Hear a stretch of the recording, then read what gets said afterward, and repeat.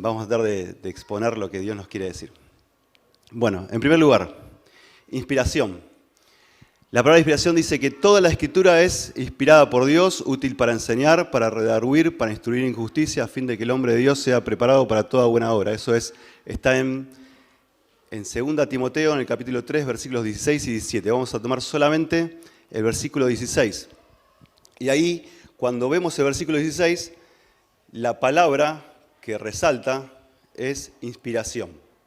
¿Sí? Fíjense que ahí está puesto, y en la punta también, está puesto un significado. Esa palabra en griego, algunos la traducen de esa forma como seomnustos o teopnustos, seguramente algunas traducciones la van a ver de esa forma, pero es la única palabra esa que aparece como inspiración y está traducida en el griego, y es la única vez que aparece en ese capítulo, en esa parte de la Biblia. ¿Sí? Es la única vez.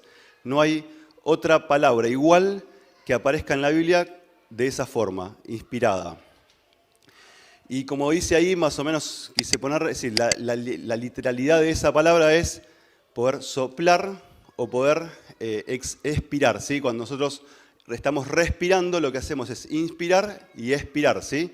Bueno, lo que esta palabra sugiere es la expiración. Dios expira, Dios sopla, de alguna forma, la inspiración de la palabra de Dios. Pero cuando hablamos de que Dios habla y que Dios inspira, también estamos refiriéndonos que Dios está presente en este libro que es la palabra de Dios. Y para poder entender esto un poco, lo que quiero decirles qué no hay en la Biblia acerca de esto. ¿Está bien? Porque a veces, y es parte de lo que hablamos el otro día, ¿se acuerdan de teología? Hablamos que hay partes que en la Biblia no están, ese engranaje, ¿se acuerdan que faltaba?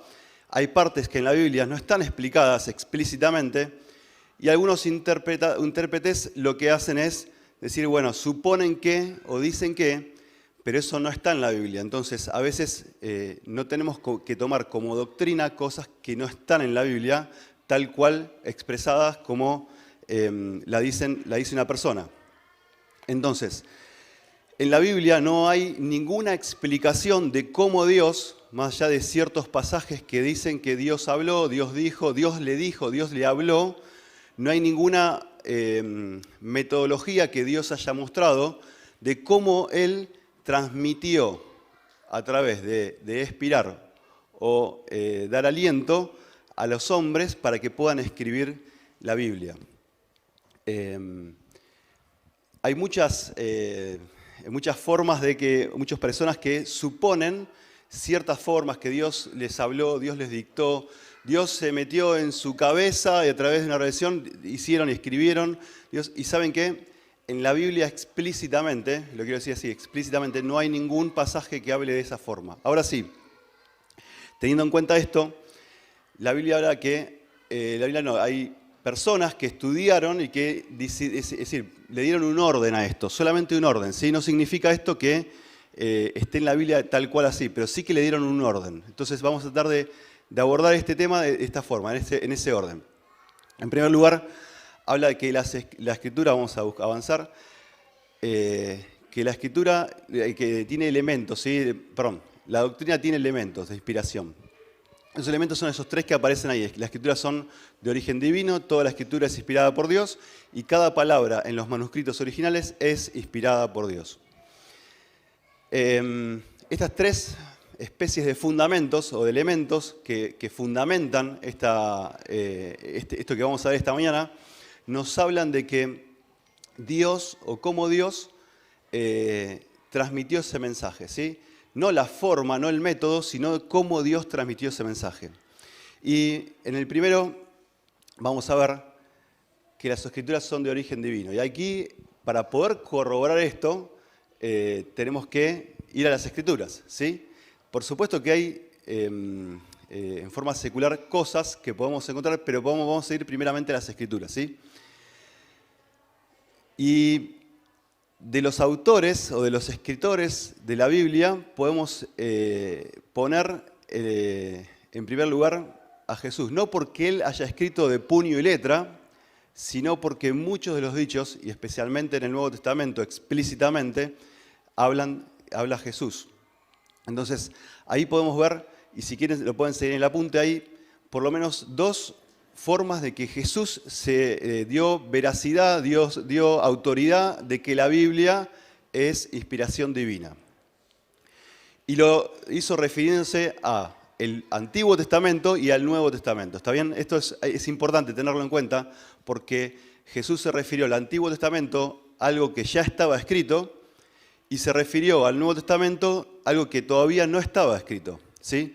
A veces hay que tener en cuenta el contexto o el tiempo para darse cuenta de cuando los evangelistas, o mismo Pablo, o mismo el Señor Jesucristo, o los discípulos, cuando escribieron, en ese momento lo que estaban escribiendo, no tenían el Nuevo Testamento, tenían todos los libros del Antiguo Testamento y algunos libros adicionales, ¿sí? Que se corrían en ese tiempo, que corrían por ese tiempo, pero que no eran o no iban a ser parte del canon bíblico. Eso lo va a explicar Rubén la semana que viene.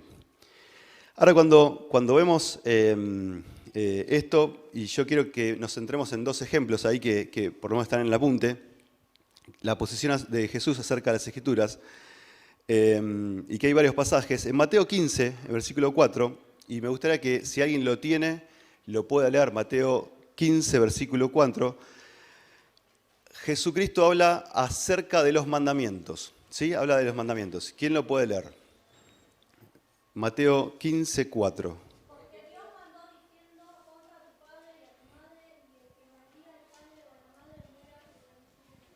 Bien, cuando Jesús dice eso, está citando explícitamente, sí, literalmente, lo que decía en Éxodo, en el capítulo 36, capítulo 32, versículo 16, está explicitando, está diciéndolo explícitamente lo que había escrito Moisés en la ley. Ahora, Jesús cuando, fíjense, y Yanina, lee la primera parte del versículo de nuevo, por favor, si lo tenés todo abierto. Sí. Ahí está, porque Dios mandó diciendo. Listo, perfecto. Sí, es porque Dios mandó diciendo. Fíjense, para el tiempo que lo dijo Jesús y en ese momento, cuando hablaba de Moisés, hablaba de el padre de la ley. ¿Sí? Nos tenemos que poner ese contexto. Cuando Jesús hablaba de Moisés, hablaba del padre de la ley. Ahora, fíjense que Jesús le da la autoridad divina porque dice, Dios mandó diciendo.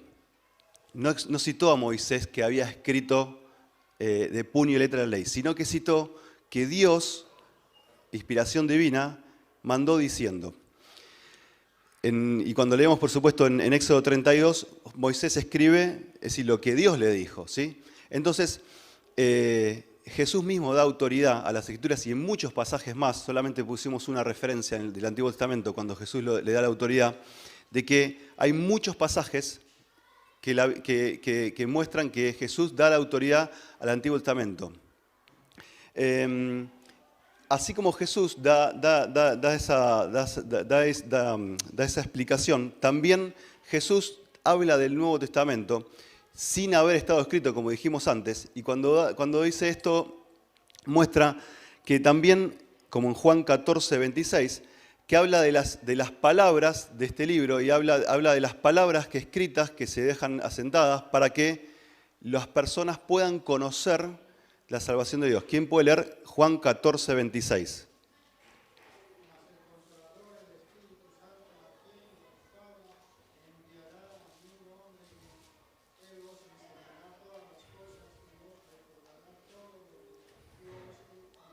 Bien, fíjense que lo que dice Jesús en Juan 14, 26 está hablando de un tiempo que va a venir, habla del Espíritu Santo que va a venir, ellos no sabían de qué iba a pasar, pero habla del Espíritu Santo que iba a venir y que les iba a enseñar y a recordar todas las cosas que estaban escritas. ¿Sí?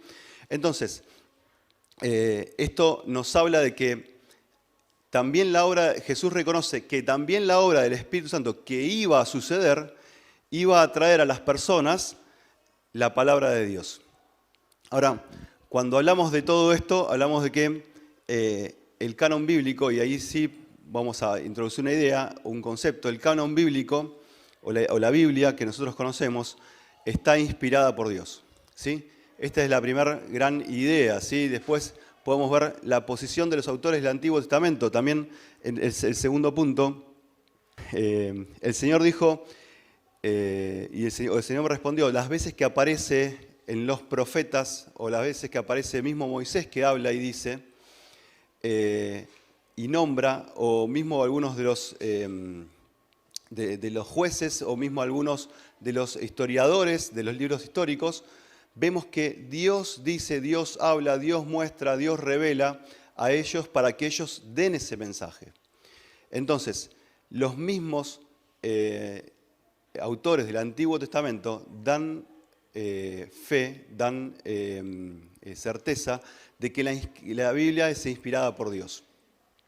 Entonces, la tercera posición son los autores del Nuevo Testamento respecto al Antiguo Testamento, otros autores, y respecto al Nuevo Testamento. No quiero ahondar en esto, después lo pueden leer, porque si no se nos va el tiempo, pero sí pensar en la misma idea. Ellos hablaron o citaron a pasajes que estaban en el Antiguo Testamento diciendo que Dios dijo eso. Y pasajes del Nuevo Testamento que también revelaron o mostraron de la misma forma. ¿Por qué es importante todo esto? Y esto fue una pequeña conclusión pensando en todo este tema, ¿no? A veces tenemos personas que se llaman agnósticas o ateos o como quieran decir, y dice, bueno, este libro ustedes tienen, seguramente pasó por muchas manos, pasó por muchas cosas, pasó por personas y pasó por traducciones y bueno, cada uno le agregó, le quitó, le puso, quién sabe, quién da cuenta de que eso estaba ahí o que no estaba ahí. Y no me quiero meter con el tema del domingo que viene, pero sí pensar de que nosotros confiamos y tenemos fe de que la inspiración divina es real y que fue un acontecimiento histórico y que es algo que no me quiero adelantar mucho, pero pensásemos que algunas partes de este libro no son reales o no son vigentes, estaríamos con una fe que tiene o le faltan cosas, ¿sí? O que es un poco débil. Cuando nosotros hablamos de lo completo de la palabra de Dios, tenemos que saber de que estamos hablando de la palabra de Dios. Y Dios es un Dios perfecto, un Dios eterno que sabe y conoce desde la eternidad y hasta la eternidad. Y lo que dejó plasmado es aquello que nosotros podemos tomar como de su palabra. Por más que muchos autores lo hayan escrito, por más que se hayan introducido esos mismos autores, textos o cosas que eran seculares, inclusive, porque si vemos a Mateo, en Mateo 1 vemos escrita la genealogía, y eso Mateo lo tomó escrito, ¿sí? lo transcribió, y si vemos en otros pasajes que citan a otras personas, otros momentos, podríamos decir, bueno, no, quizás no toda la escritura es inspirada por Dios, no. La Biblia nos muestra, y es un fundamento de nuestra fe por lo menos, de saber que la Biblia toda es inspirada por Dios, porque Dios decidió que todo eso que esté escrito y esté puesto ahí adentro de este canon bíblico, tenga un propósito, ¿sí? Que sea conocerle a Él, que sea conocer su salvación, su plan de salvación. Vamos a avanzar. El tercer punto es que cada manuscrito, cada palabra de manuscrito original es inspirada por Dios. ¿Y por qué nos vamos a ir a decir la palabra manuscritos originales, ¿no? Para poder sortear esta diferencia o esto que muchos exponen, que dicen, no, si pasó por una traducción, pasó por una actualización, seguramente hay algo que fue cambiado. Y probablemente haya cosas cambiadas en nuestras traducciones. Ahora, cuando hablamos de los manuscritos originales, hablamos de que Dios reveló y Dios actuó, y Dios inspiró en cada autor de cada libro de la Biblia y en cada suceso histórico para que quede reflejado como su palabra. Hablamos ahí de un concepto que se llama inspiración plenaria, ¿sí? Y ¿a quién le viene a la mente qué significa inspiración plenaria? ¿Qué puede significar? Pregunta. Que abarca todo, sí. ¿Qué más?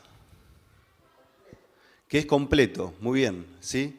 está en plenitud, está pleno, es pleno, ¿sí? Es decir, no es algo que le falte algo, ni siquiera le sobra, es pleno, es lo que completa en el todo.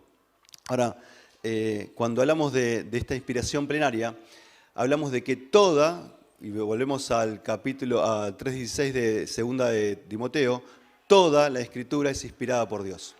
Y esto nos lleva a pensar también que Jesús mismo afirma también esto, que, como dice ahí, afirma que las palabras que yo les he hablado, son espíritu y son vida. Y fíjense esto, Jesús no habló, cuando dijo este pasaje en Juan 6:63, no habló de conceptos, no habló de hechos, no habló de ideas, sino de que habló de palabras, ¿sí?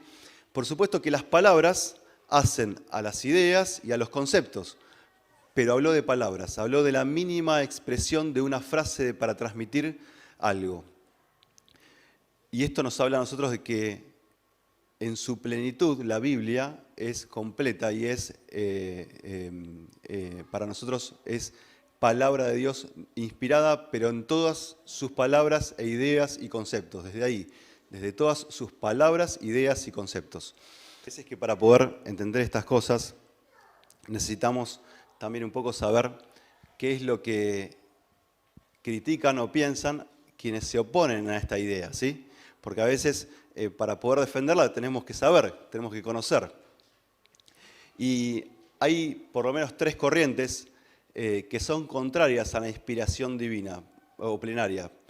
Y esto tiene que ver con personas que, y no estoy hablando de personas que son incrédulas, no estoy hablando de eso, estoy hablando de personas que son creyentes y que creen en la fe, pero hay ciertas cosas que difieren o entienden de forma diferente, ¿sí? Y acá es donde empezamos a hilar un poco más fino de algunas profundidades de estos temas.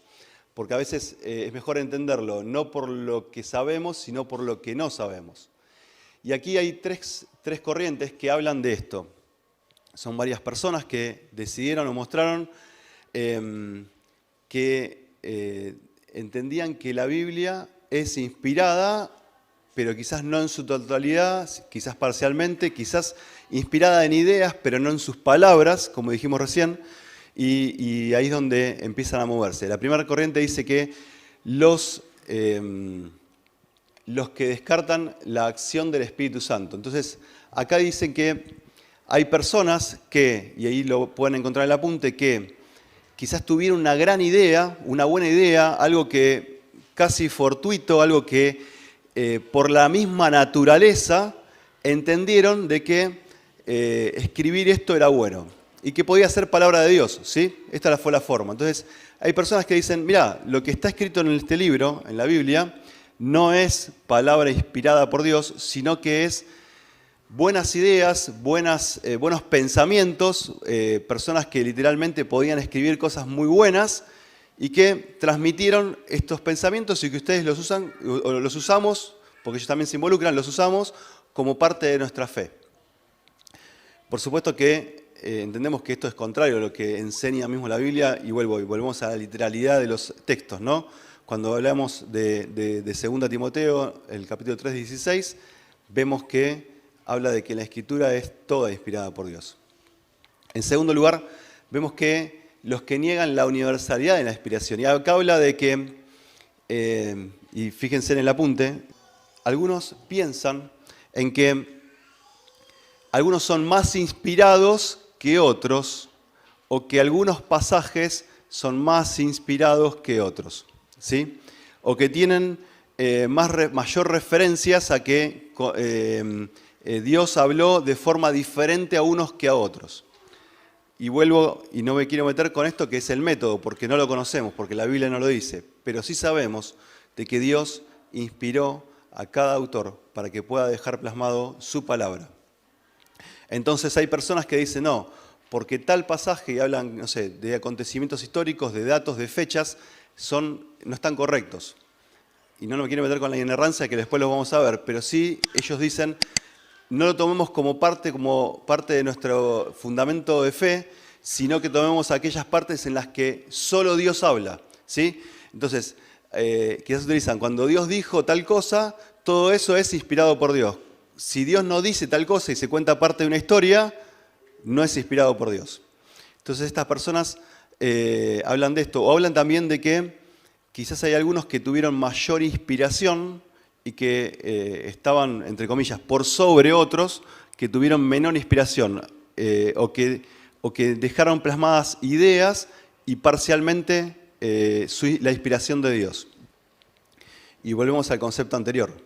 La Biblia es toda inspirada por Dios. Toda la Biblia es inspirada por Dios. En tercer lugar, ahí están los que niegan la plenitud de la inspiración. Y que dicen, bueno, hay ideas, ¿sí? Hay formas, hay cosas que Dios inspiró, que Dios mostró a ciertas personas y que dejaron escritas, pero no en todo su contenido. O le faltaron partes. O dicen, bueno, les agregaron partes, por lo cual no hay plenitud. Hay parte que complementaron lo que Dios les dijo. Y volvemos a lo mismo. Esto es personas que piensan de esta forma, que es decir, no podemos decir, entre comillas, o no me arriesgo a decir que están pecando, pero sí estoy diciendo que hay error. Hay error y sin duda hay error porque Dios muestra en su palabra que toda la Escritura es inspirada por Dios. Entonces, cuando tenemos que defender o hablar de inspiración, tenemos que hablar de que Dios habla a través de su palabra y que Dios eligió a ciertas personas para dar su mensaje que es completo, que es pleno y que nos habla de todo lo que Él necesita mostrarnos a nosotros como personas, como sus hijos. Dios es un Dios infinito, ¿no? No podemos decir que todo el mensaje de Dios completo es decir, todo lo que tenemos en nuestra vida eterna está acá adentro. Dios es un Dios eterno. Ahora, sí Dios dio un mensaje completo y exacto y pertinente para nuestra vida, para que lo que nosotros necesitamos. Por supuesto que a Dios no le vamos a conocer en su plenitud. Es un proceso de conocimiento. En el griego se hablan de dos palabras de conocimiento, ¿sí? O por lo menos tres palabras. Y dos hablan de esto, de conocimiento, de ir conocimiento plenamente, de conocer plenamente, que es algo que nosotros no podemos hacer, pero que sí Dios hace, y de un conocimiento que vamos adquiriendo a medida que vamos creciendo. Pero es un conocimiento que no tiene un fin, ¿sí? A Dios no lo vamos a poder conocer en su plenitud, porque es Dios eterno. Así como hablábamos de estos tres, y me salteé, perdón, en el último punto, hablan de inspiración, superintendencia, después lo pueden leer, inspiración de elevación, de dirección y sugerencia. Acá habla de este último método, de cómo algunos direccionan o forman ideas o conceptos respecto a cómo Dios inspiró la palabra de Dios, ¿sí? Y por supuesto siempre hay parcialidades y hay formas o pedacitos en los que dicen, bueno, en este pedacito, en esta parte o en esta idea no está Dios, no hubo inspiración de Dios. Y volvemos al concepto, nosotros creemos que Dios inspiró la Biblia en su plenitud. Vamos a pasar al siguiente tema, ahora sí. Vamos a hablar de revelación general y especial. Y cuando hablamos de revelación, a ver, ¿quién me puede decir una definición de revelación? Sencillo. ¿Cómo? Bien. Revelado. ¿Qué más? Sacar a la vista lo que está oculto. ¿Sí? A los que somos más jóvenes, que quizás algunos no lo llegamos a ver,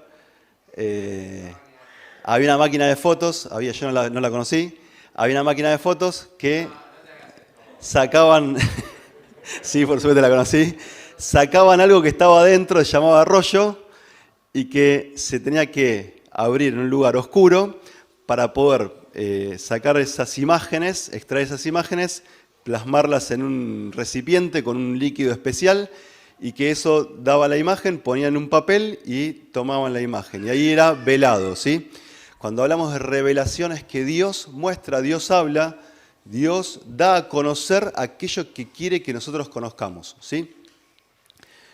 Y acá ahí entran los dos conceptos, el de revelación general y el de revelación especial. y no tiene más que leerlos, dice, vamos a leerlos para no divagar, dice, en la revelación general dice que tiene que ver con las verdades generales que Dios ha dado a conocer a toda persona a lo largo de del tiempo por medio de aquello que se ve o se percibe, ¿sí? Si tomásemos a una persona que nunca tuvo contacto con la Biblia, que nunca tuvo contacto con el cristianismo ni con ninguna religión, ¿sí?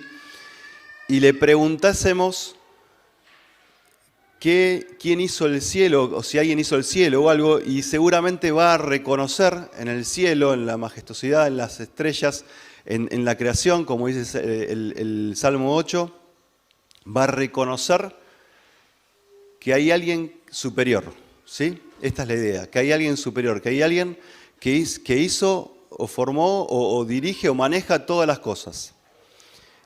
Porque el sol sale cada mañana, porque la luna aparece de tanto en tanto, porque el mar no llega solamente hasta un límite, porque los montes están ahí y no se mueven. Seguramente hay cosas o conceptos que sin conocer de religión, sin conocer de la Biblia misma, perciben o se dan cuenta que hay algo superior, hay algo mayor. Si leemos el Salmo 8, como citábamos recién, nos damos cuenta de que Dios habla a través de su creación. Y en segundo lugar, solamente para concepto, después lo vamos a ampliar cada uno de los dos, hablamos de la revelación especial. Y ahí cuando hablamos de revelación especial, este concepto habla de este libro, ¿sí? Aquello que quedó escrito, aquello que quedó plasmado en letras para que nosotros pudiésemos entender. Ahora, en la revelación general podemos ver la naturaleza. Ahí en Romanos 2:12 se nos habla de esto, nos habla del Salmo 19, también nos habla de la creación. Y podemos ver en la historia, y acá este concepto es personas que ven injusticias y dicen, bueno, si hay un Dios debería hacer tal cosa para que eso deje de existir. O si hay un Dios debería pasar tal cosa para que esto ya no pase, porque esto es malo. Y siempre piensan en Dios que se muestra no solamente en las cosas que vemos, no solamente en las cosas que sabemos que existieron o existen, sino también en las cosas que pasan, los acontecimientos, los sucesos. Y acá quizás hay muchos pasajes que nos pueden venir a la mente de saber que Dios es el que pone toda autoridad, ¿no? Si a veces pensamos que el mundo lo manejan, es decir, personas o que se manejan, y Dios es el que permite, es el que deja que las cosas sucedan con un propósito. Y cuando Dios dice basta, es basta. Cuando Dios dice hasta aquí y pone el límite, es hasta aquí. Si pensamos en Sodoma y Gomorra, en Génesis, vemos que Dios permitió hasta un momento. Dios dejó que pase algo hasta un momento, hasta que dijo basta. Y cayó fuego del cielo y destruyó.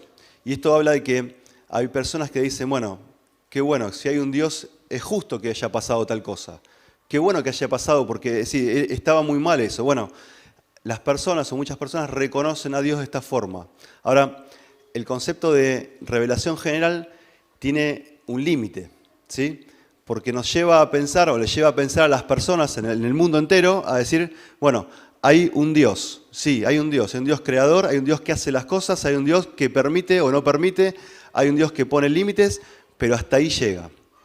Cuando hablamos de este segundo concepto, el concepto especial, hablamos de que Dios no solamente hace todo eso, sino que también tiene un plan, ¿sí? Y ahí es donde empezamos a entender un poco más, y sí necesitamos de la Biblia, ¿sí? ¿Cuál es el plan de Dios? Y el plan de Dios nos habla de que Dios tiene un plan de salvación a través de su Hijo Jesucristo, que Dios tiene un plan y un propósito para cada uno de sus hijos, que Dios tiene un plan preparado para el día que haya un juicio y que nosotros ya no estemos, y que Dios tiene preparado un plan para una eternidad. Quizás esa es la parte que nosotros podemos conocer y podemos saber a través de lo que Dios nos revela en la Biblia. Ahora, así como hablamos de la revelación especial, y perdón, me salté una parte. Hay autores que definieron, y quizás es un concepto que está bueno para poder traerlo esta mañana, que definieron que hay por lo menos tres elementos o tres tipos de características para poder resaltar respecto a la revelación especial. Y la primera es que la revelación especial es en etapas, ¿sí? Se nos habla del Antiguo Testamento, se nos habla de la encarnación de Jesucristo, un hecho histórico, ¿sí? Y se nos habla del Nuevo Testamento. Y Dios se reveló a través de lo que pasó en el Antiguo Testamento. Dios se reveló lo que en el mismo Hijo de Jesucristo, y en Hebreos lo podemos leer, y Dios se reveló a través de otros autores de la Biblia en el Nuevo Testamento. Y esto nos habla de que cuando Dios se revela, y no nos olvidemos del concepto de inspiración, ¿sí? Dios habla, ¿sí? El concepto es esto, Dios habla. Y como Dios habla e inspira, Dios habla a través de su palabra y queda plasmado, queda en nuestras manos para que esto que es tan profundo, que es palabra de Dios, podamos tenerlo en nosotros cada día como algo de consulta, como un material de consulta, como un material de conocer más a Dios. Pensando en esto, vamos a pasar al siguiente punto, que hablamos de la relación especial y hablamos de habla de la Biblia completa, en su plenitud, ¿sí? La Biblia que nosotros tenemos y que podemos dar gracias a Dios por eso. Y que no solamente hay quien plantea las etapas, sino que hay gente que dice, bueno, Dios se revela en forma progresiva. Y cuando hablamos de forma progresiva, son elementos o dichos que Dios reveló en el pasado parcialmente, pero que Dios completa en su plenitud en el Nuevo Testamento, ¿sí? Y hasta ahí llega, ¿sí? Por eso hablamos del canon bíblico como algo completo. Ejemplo, ahí tenemos un ejemplo que es muy bueno. Dice que, hablamos a ver si lo puedo encontrar, sí, Job 19:25. Job 19:25 dice, yo sé que mi Redentor vive y con él me levantaré, ¿no? El día que él, de la resurrección, con él me levantaré. Estoy parafraseándolo, perdón si no soy tan textual. Ahora, si nosotros nos quedamos con la idea de que Job dice, yo sé que mi Redentor vive y con él me levantaré, probablemente nos quedemos con el concepto de que hay una resurrección, perfecto, buenísimo, pero quizás esta resurrección está acotada solamente a los que creen en Dios, solamente a los que están con Dios. Pensemos que Job fue escrito, y según muchos de los autores, comentaristas, dicen que es de los libros, o puede ser el libro más antiguo de la Biblia, ¿sí? Ahora, fíjense que este concepto Dios no había hablado con nadie, no había explicado la resurrección con ninguno de los profetas, no había pasado nada, y ya Job tenía el concepto de muerte y resurrección. Ahora, cuando vamos al Nuevo Testamento, y ahí nos podemos parar en 1 Corintios, Pablo habla en 1 Corintios 15, y habla de la muerte, habla de la resurrección, y podemos leer todo el capítulo, especialmente de los versículos 5 en adelante, podemos leer todo el capítulo y vamos a ver que esa revelación de que hay una muerte y una resurrección queda completa diciendo que todo lo que acontece, no solamente a quienes creen, a quienes confían en Dios, a quienes depositaron su fe en Dios, sino también qué pasará con los que no creyeron, ¿sí? Entonces ahí es donde se completa la idea. Y podemos entender de que Dios es un Dios que nos dejó revelada en su palabra toda la idea que nosotros necesitamos para cada día para vivir, ¿sí? Y pongo el hecho de cada día porque necesitamos de la Biblia cada día, necesitamos alimentarnos y saber los propósitos de Dios en su plenitud, pero cada día, ¿sí? En tercer lugar, hablamos de que Dios se transmitió la Biblia de forma verbal y Dios se comunicó a través de palabras. ¿Por qué hablamos que esta revelación especial es a través de palabras, ¿sí? Porque era necesario que no sea solamente transmitida de forma oral o que no sea transmitida de forma, es decir, contada, porque sabemos que como hombres, como personas, tenemos una mente de poca memoria y que aún repitiendo muchas de las cosas, se nos olvidan a lo largo del tiempo partes y quizás podrían haberse transmitido mal. Ahora Dios decidió que esto quede escrito. Y cuando hablamos de esto, podemos ver que Dios ha hablado no solamente a personas de esto, sino que ha hablado a través de personas que quizás no conocían de Dios, ¿sí? Y quedaron esas palabras de esas personas escritas en la Biblia también. Aún así, era el propósito de Dios que esas palabras también queden escritas. Dichos de reyes que no querían a Dios, que no amaban a Dios. Dichos de personas que estaban lejos de Dios y que habían escrito y cosas que no correspondían, incluso contrarias a Dios, y quedaron plasmadas en la Biblia. Y Dios eso también inspiró y dejó escrito en la Biblia. Vamos a ir al último concepto que teníamos que ver hoy, inerrancia. Hay un pasaje, hay un puntecito atrás que es una extracción de un libro que está muy bueno y que habla de la diferencia de inspiración y revelación, ¿sí? Si quieren después léanlo, que está muy bueno, la verdad que como está explicado. Pero vamos a hablar de este tercer concepto de inerrancia. ¿Qué viene a la mente cuando hablamos de inerrancia? ¿Quién me ayuda? Una idea.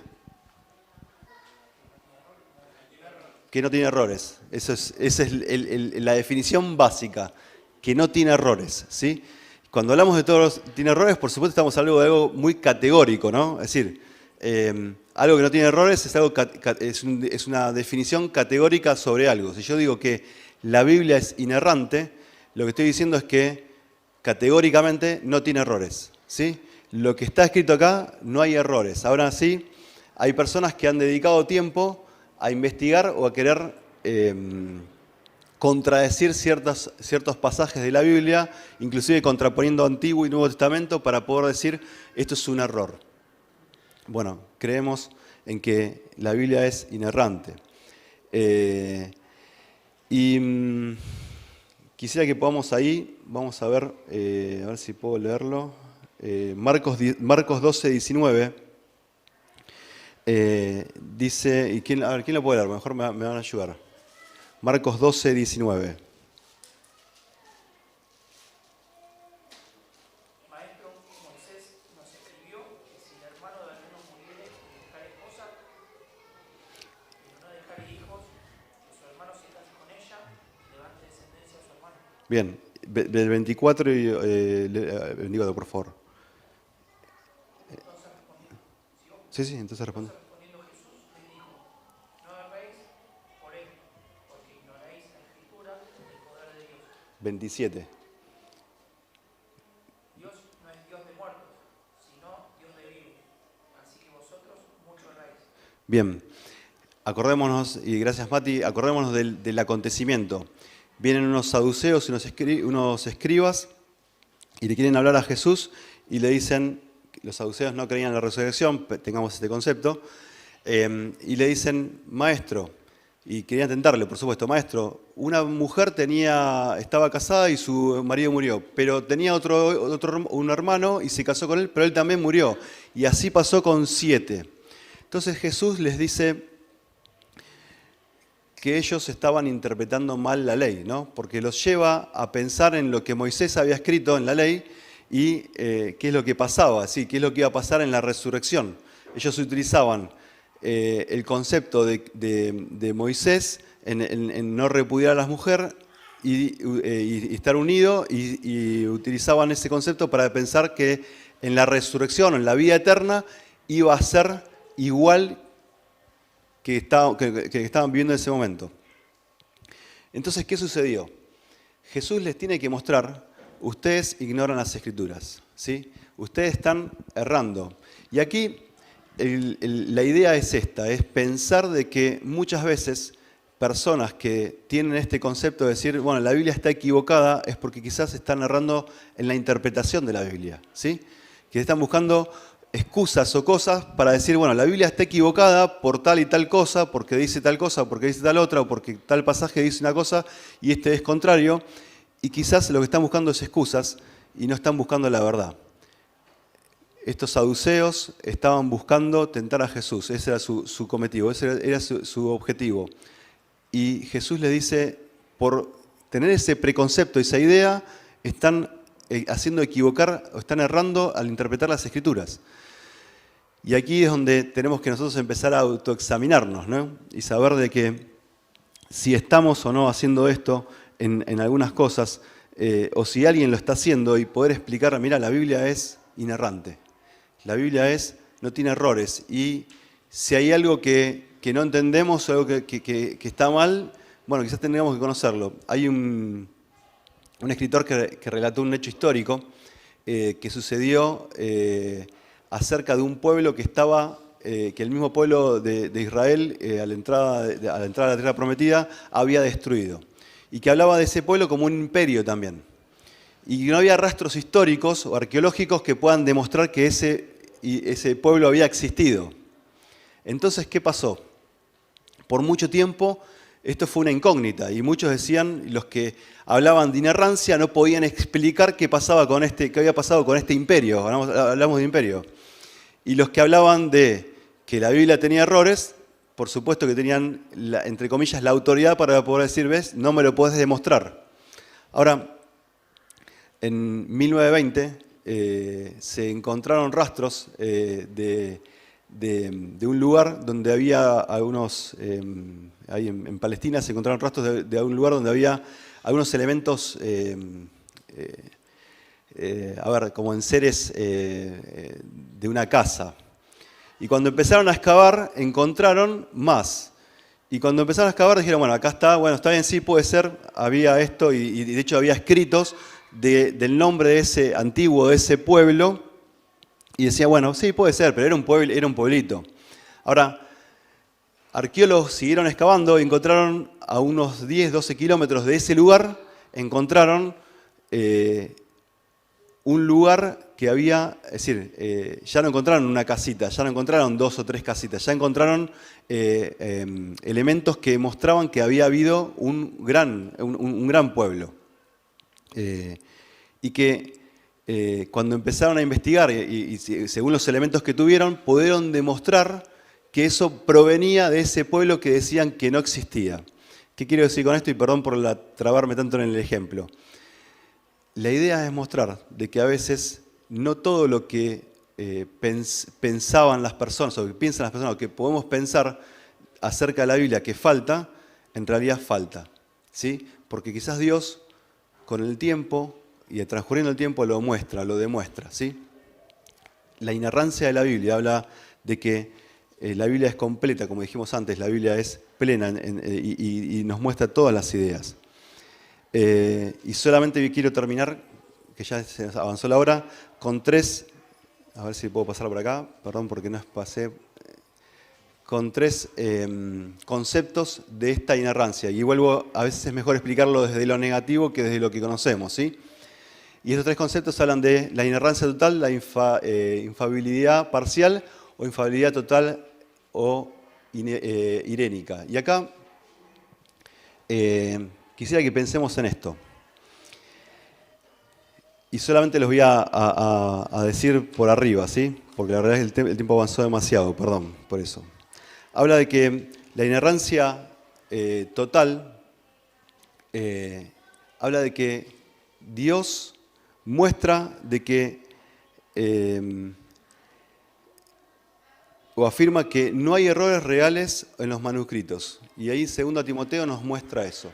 No hay errores reales. Cuando hablamos de errores reales son errores que aún los traductores o los quienes escribieron o los escribas que transcribieron dejaron escrito. Recordemos que cuando un escriba transcribía uno de los libros de la ley o estaba transcribiendo y se equivocaba no solo en el principio, en el final, la costumbre, debía destruir lo que había escrito para volver a comenzar y hacerlo otra vez, pero sin errores.